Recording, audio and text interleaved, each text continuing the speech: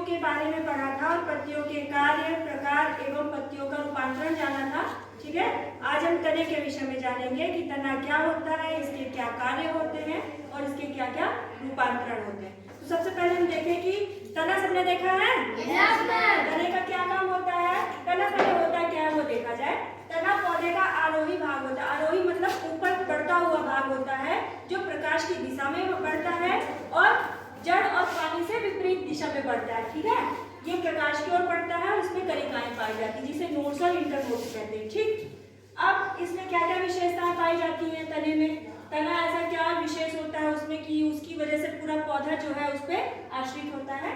तो इसमें क्या होता है? जाइलम होता है। ठीक, उपस्थित जाइलम दृढ़ोतक के कारण तना पौधे को दृढ़ता प्रदान करता है। ये पौधे को क्या मजबूती प्रदान करता है ना, इसकी वजह से पौधा जो है सीधा खड़ा रहता है और मजबूत रहता है। दूसरा, भोज्य पदार्थों को पत्तियों से जड़ों तक पहुंचाता है। जो प्रकाश संश्लेषण के फलस्वरूप भोजन का निर्माण पत्तियां करती हैं, उस भोज्य पदार्थ का पूरे भाग में, पूरे पौधे के भागों में जड़ों तक पहुंचाने का कार्य कौन करता है?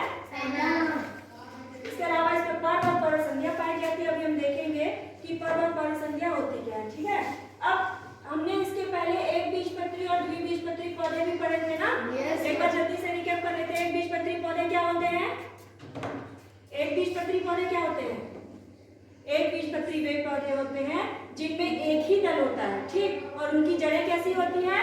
मूसला जड़ें होती हैं। और द्विबीजपत्री पौधे कौन से होते हैं? जिनके दानों में दो दल होते हैं और उनकी जड़ें कैसी होती हैं?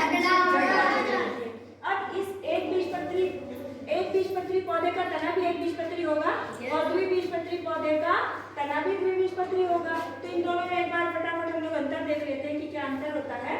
इसमें कैम्बियम नहीं पाया जाता है। एक बीजपत्री पौधे में कैम्बियम नहीं पाया जाता है और कैम्बियम नहीं होता है, इसकी वजह से इनकी द्वितीयक वृद्धि नहीं होती। ठीक, और वही द्विबीजपत्री पौधे में कैम्बियम पाया जाता है क्योंकि कैम्बियम तने को मोटाई प्रदान करता है, उसको उसकी वृद्धि करता है। तो जब इसमें कैम्बियम पाया जाएगा तो इसमें द्वितीयक वृद्धि भी होगी। ठीक, इसके अतिरिक्त इसमें मज्जा, जिसे पिट भी कहते हैं, मज्जा नहीं पाया जाता है। वही द्विबीजपत्री पौधे में मज्जा उपस्थित होता है। ठीक है, इसमें एपिडर्मिस पर रोम नहीं पाए जाते हैं। छोटी छोटी रोम जैसी संरचनाएं होती हैं वो इसमें नहीं पाई जाती। किसमें? एक बीजपत्री पौधे में। वही द्विबीजपत्री पौधे में एपिडर्मिस पर रोम पाए जाते हैं। ठीक है, इसकी जो हाइपोडर्मिस होती है वो स्क्लेरेन्काइमा या दृढ़ोतक की बनी हुई होती है। ठीक है, और द्विबीजपत्री पौधे की जो हाइपोडर्मिस है वो पॉलेनकाइमा की बनी होती है।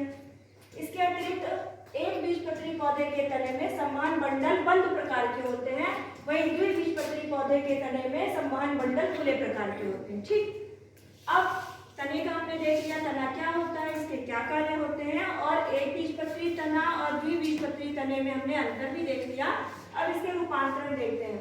तो तनों में तीन प्रकार के रूपांतरण पाए जाते हैं, भूमिगत तना, अर्धवायवीय तना और वायवीय तना।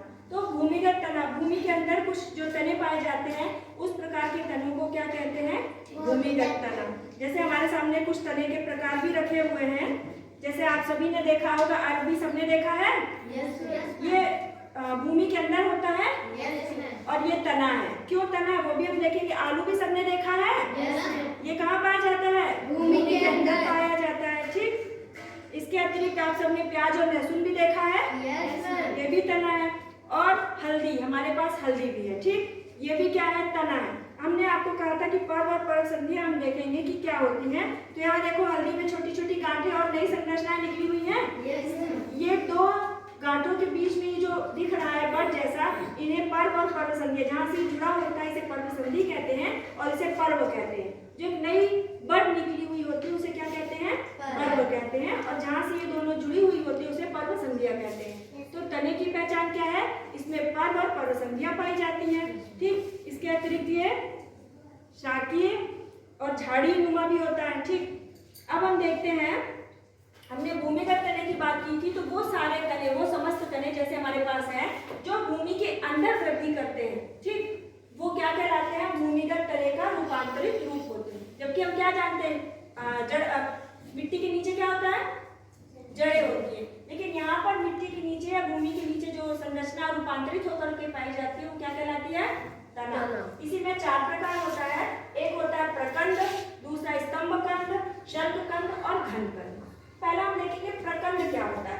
प्रकंद जैसा इसके उदाहरण है हल्दी, अदरक, केला। हल्दी मेरे सामने है। प्रकंद का मतलब ये होता है कि इसमें पर्व और पर्व संधियां पाई जाती हैं, नोट्स और इंटर नोट्स पाए जाते हैं। फिर स्तंभकंद, स्तंभ की तरह होता है ये, इसमें भी नोट्स और इंटर नोट्स सभी तरह में पाए जाएंगे। इसका उदाहरण है आलू, ठीक, ये मोटा हो जाता है। फिर तीसरा है शल्ककंद, जैसा कि नाम है शल्क मतलब छिलके नुमा। तो यहाँ पर हमारे पास प्याज और लहसुन है, देखा है शल्क छिलके की तरह है ना, ये छीलते जाओ और इसके नीचे जड़ निकली हुई है। तो ये किस प्रकार के भूमिगत तने का रूपांतरण है, शल्ककंद। उदाहरण क्या है, प्याज और लहसुन। तीसरा हमारा घनकंद, जैसा कि नाम है घनकंद, तो इसमें हमारे पास दो पौधे उपलब्ध हैं।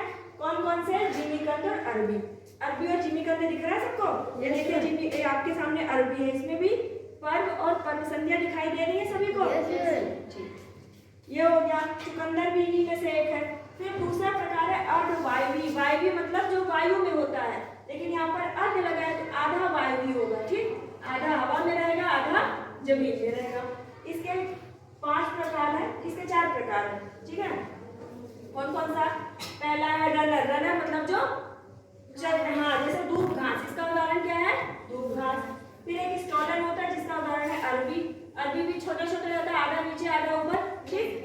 फिर तीसरा है ऑफसेट, जिससे जलकुंभी सबने देखा है, यस मैम। ये भी किसका उदाहरण है, भूमिगत, इसका कौन सा तने का, अर्धवायवी तने का एक रूपांतरित रूप है। फिर एक होता है शकर। शकर मतलब कि जो चूसक प्रकार की जिनके तने होते हैं, उसमें आपका पिपरमिंट या पुदीना आप सबने देखा है, यस मैम, ये आता है। फिर तीसरा रूपांतरित रूप है वायवीय तना।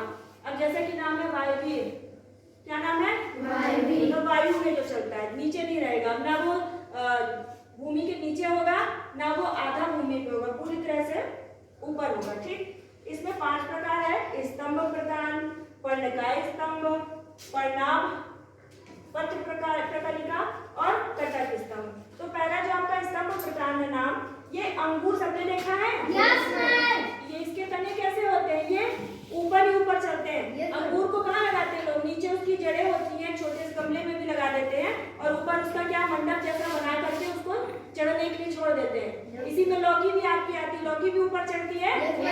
इस प्रकार के जो तने हैं वो कौन से कहलाएंगे, स्तंभ प्रदान, ठीक है।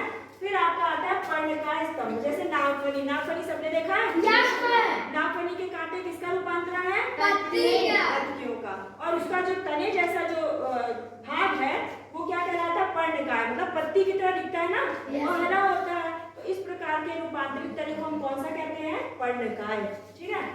अगला आता है आपका पर्णाभ पर्व। शतावत सबने देखा है, शतावत भी एक क्या होता है, वो भी आपका चढ़ने वाली बेलनुमा संरचना होती है, ठीक है।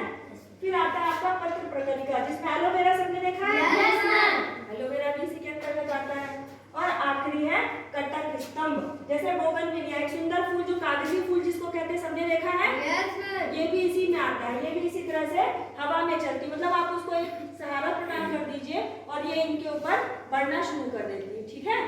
तो हमने तने के बारे में देखा, तने के प्रकार, परिभाषा, विशेषताएं, अंतर, ठीक, और उदाहरण, सभी को समझ में आया, ठीक। अगली कक्षा में हम पौधे के अन्य भागों के बारे में चर्चा करेंगे।